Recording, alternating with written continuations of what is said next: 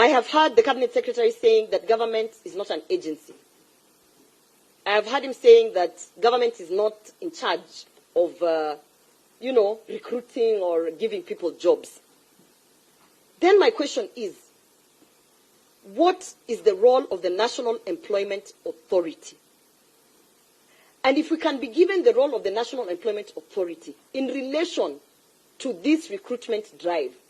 Chair, I ask this because when I partnered with the National Employment Authority, including the posters that he has said and the videos, which are there, yes, they are there, in partnership with the National Employment Authority, it is that authority that is vetting the agents. It is that authority that is also vetting what you have heard him saying, the job orders. It is that authority that will be able to tell you that government has a bilateral agreement or does not have a bilateral agreement with certain countries.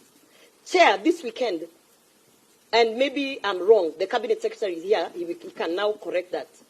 Those 60 people who have traveled out of this country have gone to Iraq. We have this same government rescuing people from Iraq. So my question is, what is the role of the National Employment Authority? Because they cannot also sit and say that their role is just to regulate and give licenses, yet they are the same ones who are also posting jobs on their websites. They are the same ones who are also endorsing some of the agents who I see here who have conned Kenyans. We need to get clarity so that us as legislators and representatives of the people can be able to do our work the way we are supposed to do. Finally, Chair, as I submit. The last one. Yes, Chair, I'm the statement holder, and I'm very passionate about this because you can see now they want to start frightening me. Yeah, the others also. Telling me they are going to remove me as a senator, because I'm playing my job. That one, I bring it on. Chair, let me say this.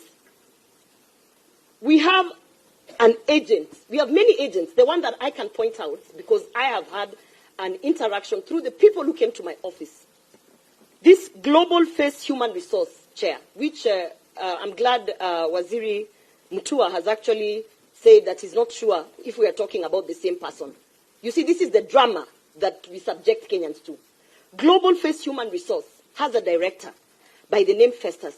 Whether Omwamba or Omambia or whatever, it is Festus, they are aware. Am I allowed to do a point of order? Chair, because as words in my mouth. Chair, I have to. He can respond. He has an opportunity to respond. Yeah. Hold a minute. Let her finish. Yeah. She's just about to finish. Chair, can you tell the truth, because this is the House of Records? Yeah. Tell the truth. You don't have to lie to the gallery just because there are cameras. I will be held accountable for every word. And Chair, you have seen me sitting here and listening to including the false claims that the Cabinet Secretary has brought to distract this committee. So he should also allow me to speak so that he can clarify. The same way I'm going to clarify to the people of Kenya that I am not involved in any. I have no business in this country, Chair. So, Chair, I want to ask, in his submissions that we have in writing, they have said that they are only aware of one Festus Omwambia. The spelling is a mistake between a W and an IA. That is the only difference that we have. Otherwise, the company is the same, the individual is the same, but the Cabinet Secretary is trying to come to this committee to tell us that, okay, maybe if you're talking about the Festus with an IA, that one we don't know. But us, we know the Festus with a WA. Chair, at the end of this inquiry, because I've seen Mr. Festus, I've seen his photos out there, it is the same Festus. And it is the same company that is calling people. And they are still licensed. So I want to ask this question to the Cabinet Secretary and to the Director General of National Employment Authority. Because it's no longer a game. We are playing with Kenyans' lives. It's not about a game of WA or IA. It is about people getting conned, people committing suicide. It's about families being broken. Okay.